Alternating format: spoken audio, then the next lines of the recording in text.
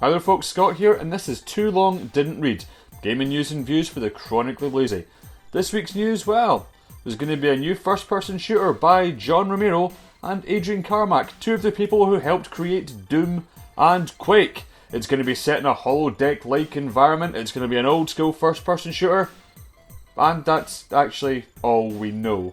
Look, here's the thing, I'm not going to tell you that you should be excited about this project, alright?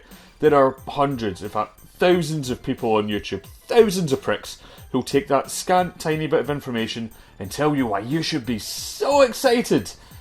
I'm not that guy. If you look at it objectively, there's no gameplay footage, there's a little bit of artwork, there's actually very little apart from name value to be excited about. Trouble is, I'm excited.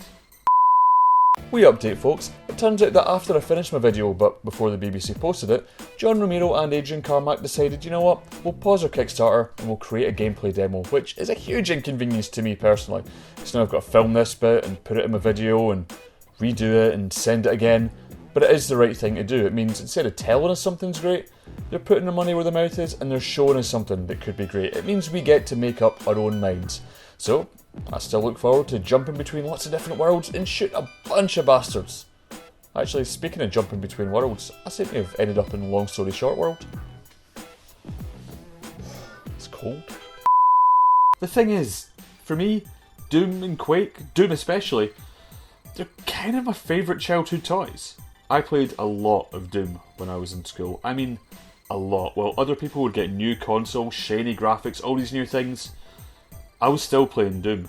One of the things that's actually really special about Doom that a lot of people forget is that Doom is balls hard when you put the difficulty up. I mean, really, really hard, but a special kind of hard. It doesn't just beat you relentlessly into a puddle of piss like Dark Souls does.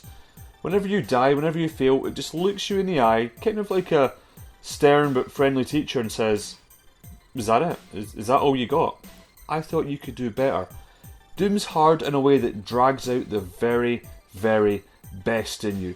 And when you finally get to the end of a level, by the skin of your teeth, bugger all health, no ammo, you feel incredible. You feel an immense sense of achievement. You've got your nails digging into your mouse and keyboard, dragged along the table as you sail through the level, just barely making it through.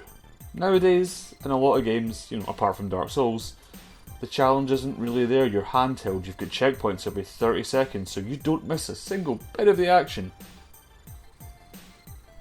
I kind of miss the sense of achievement. With all that said, you can also understand my excitement when John Romero released 2 new levels for Doom, decades after the game came out. What's even more surprising is, they're fantastic.